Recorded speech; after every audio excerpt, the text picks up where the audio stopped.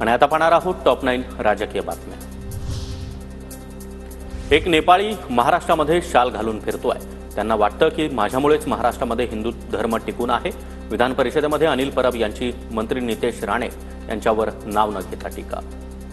माझ्या इकडे एक सोसायटीमध्ये एक नेपाळी वॉचमॅन आहे आणि त्याला असं वाटतं की त्याच्यामुळे आम्ही सगळे सुरक्षित आहोत। तसा एक नेपाळी महाराष्ट्रात फिरतोय आणि त्याला असं वाटतं त्याच्यामुळे हिंदू धर्म टिकलाय। देवेंद्र जी, बात निकलेगी तो दूर तलक जाएगी। माझ्यावर कारवाई करायची असेल तर निश्चित करा। या देशामध्ये सत्य बोलणं, लोकाभिमुख प्रश्न विचारणं जर गुन्हा असेल तर असा गुन्हा मी वारंवार करायला तयार। फडणवीसांनी विधानसभेमध्ये केलेल्या आरोपांनंतर अंधारेंचं पत्र। विधानसभा उपाध्यक्षांच्या निवडीवेळी विरोधी पक्षनेताही नियुक्त करावा। सत्ताधाऱ्यांना प्रश्न विचारणारा विरोधी पक्षनेता असला पाहिजे। ठाकरेंच्या शिवसेनेचे आमदार भास्कर जाधव यांची विनंती। औरंगजेबानं संभाजी महाराजांना मनुस्मृतीप्रमाणे मारलं। काँग्रेस नेते हुसेन दलवाईंचा खळबळजनक आरोप। संभाजी महाराजांना मारण्याची पद्धत मनुस्मृतीप्रमाणे पंडितांनी सांगितली असल्याचाही दावा।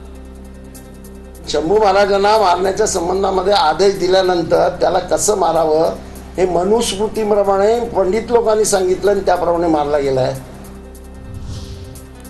प्रत्येक गोष्टीचं राजकारण नको असं बोलण्याची आवश्यकता नाही। हुसेन दलवाईंच्या वक्तव्यावर प्रवीण दरेकरांची प्रतिक्रिया। आम्हाला औरंगजेबाचा इतिहास ऐकण्याची गरज नाही, दरेकरांचं वक्तव्य। हुसेन दलवाई औरंगजेबाची पिलावळ। शिरसाट यांची हुसेन दलवाई यांच्यावर जोरदार टीका। हुसेन दलवाई वगैरे जे आहेत ना, हे औरंगजेबाची पिलावळ आहे। यांना काही घेणं देणं नाही, परंतु त्यांना जर औरंगजेबाबद्दल एवढं प्रेम असेल ना, ते कबर त्यांनी त्यांच्याकडे घेऊन जावी ना। भास्कर जाधव यांच्या मतदारसंघामध्ये शिंदेंच्या शिवसेनेची नवी खेळी। श्रीकांत शिंदेंचे मेहुणे विपुल कदम गुहागर विधानसभेचे समन्वयक। विपुल कदम गुहागर विधानसभा मतदारसंघात सक्रिय। आदिती तटकरे यांच्या जिल्ह्यामध्ये 15,000 लाडक्या बहिणी अपात्र ठरल्या। तर रायगड जिल्ह्यामधील 61 महिलांनी स्वतःहून अर्ज मागे घेतले। कागदपत्रांच्या त्रुटीमुळे अर्ज अपात्र, जिल्हा माहिती कार्यालयाची माहिती।